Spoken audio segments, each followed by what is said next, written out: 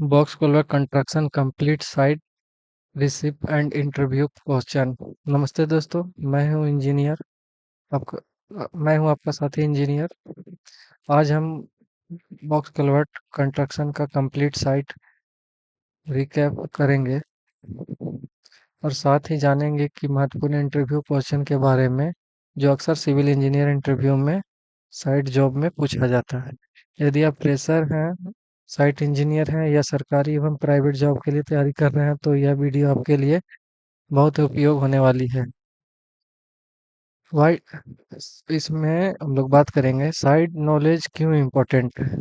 किताबों में थ्योरी सीखना आसान है, लेकिन साइट पर सही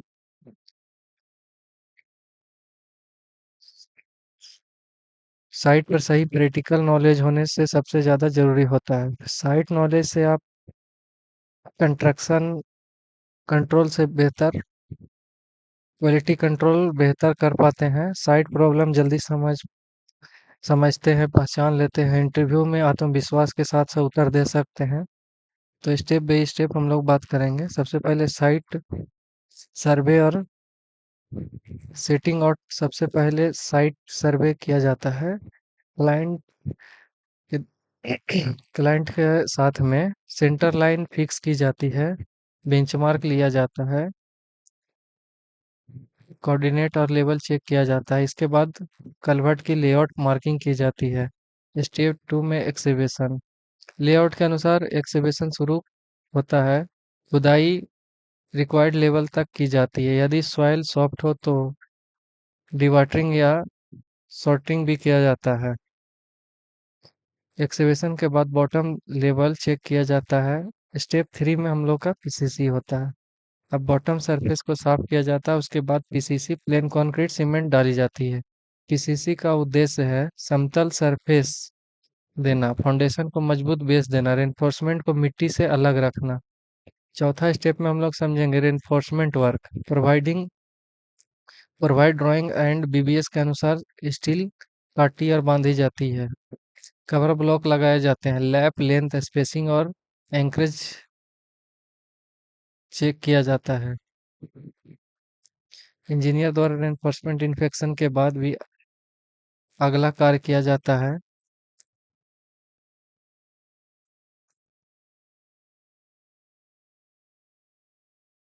अब पांचवा स्टेप में हम लोग समझेंगे शटरिंग। अब साइड वॉल और स्लैब के लिए फॉर्मवर्क लगाया जाता है। ध्यान रखना जाता है अलाइनमेंट सही हो, वर्टिकली सही हो, सपोर्ट मजबूत हो।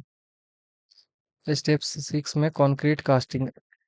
अब आरसीसी कंक्रीट डाली जाती है। कंक्रीट को लेयर वाइज डाला जाता है। नीडल वाइब्रेटर से अच्छी तरह कंपैक्शन किया जाता है। कास्टिंग के दौरान क्यूब सैंपल भी लिया जाता है। स्टेप सी में हम साथ में हम लोग समझेंगे क्यूरिंग। कंक्रीट को पर्याप्त स्ट्रेंथ प्राप्त करने के लिए नियमित क्यूरिंग किया जाता है। आमतौर पर कम से कम 7 दिन से 14 दिन तक क्यूरिंग की जाती है। प्रॉपर क्यूरिंग से स्ट्रेंथ और ड्यूरेबिलिटी दोनों बढ़ती है। स्टेप 8 में हम लोग समझेंगे बैकफिलिंग। कंक्रीट स्ट्रेंथ प्राप्त होने के बाद दोनों तरह अच्छी तरह क्वांटिटी की मिट्टी क्वालिटी की मिट्टी बैकफिलिंग की जाती है। लेयर वाइज कंपेक्शन किया जाता है। हर लेयर का डेंसिटी चेक किया जाता है।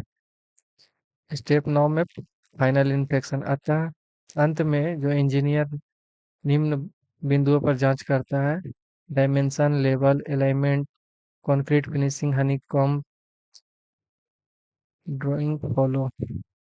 सब कुछ सही मिलने पर स्ट्रक्चर को अप्रूवल दिया जाता है। Common interview question: box culvert क्या है?